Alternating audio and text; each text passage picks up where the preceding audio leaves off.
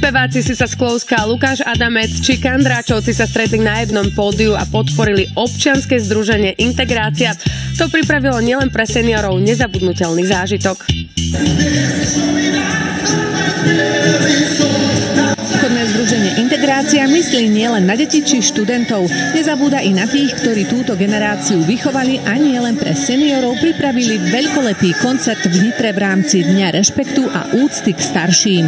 S týmto združením už mám skúsenosť, viem, že robia dobrú vec, viem, že to robia profesionálne, viem, že aj ľudia, ktorí sa zúčastnia, a aj ľudia, ktorí sú v obecenstve, pre koho to práve je robené, sú vždy šťastní z tejto akcie a je tu dobrá nálada, takže prečo nie?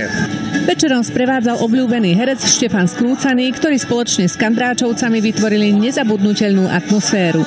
Integrácia a rešpekt to sú dva možno za obyčajné pojmy, ale sú veľmi dôležité, pretože sme tak rozdelení a niekedy až rozhádaní, že to, čo by nám najviac pomohlo, je nejaké zmierenie.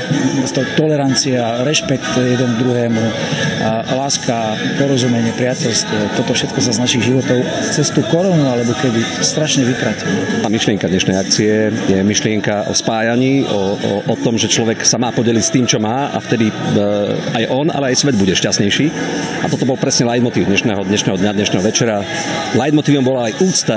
Vrcholom večera bolo vystúpenie úžasnej Sisy Sklovskej, ktorá zaspievala s Ottokarom Kleinom jeden z najznámejších duetov. A ja som nezaváhala, pretože ja v podstate v mojom živote profesionálnom i predtým jednoducho to dobro sama dávam, sama tvorím. Ja som urobila niekoľko benefičných takýchto koncertov, pretože je to vo mne a je to naozaj z duše, je to zo srdca. Z toho vytešujem, že na jednom pódiu spolu s Ottom Kleinom, Sisou Sklovskou, fantastickou Sisou, Števo Skrúcaný, všetko, čo mám rád, Luky Adamec, parádna kapela naša Kandráčovci. Takže vytešujem sa z toho a ďakujem za možnosť a dar dnes večer byť.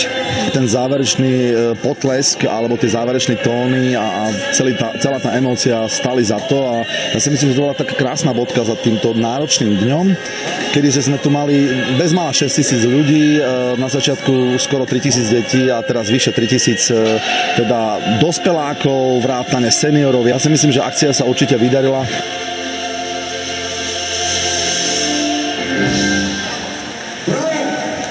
Nora Hamár, televízia Joj.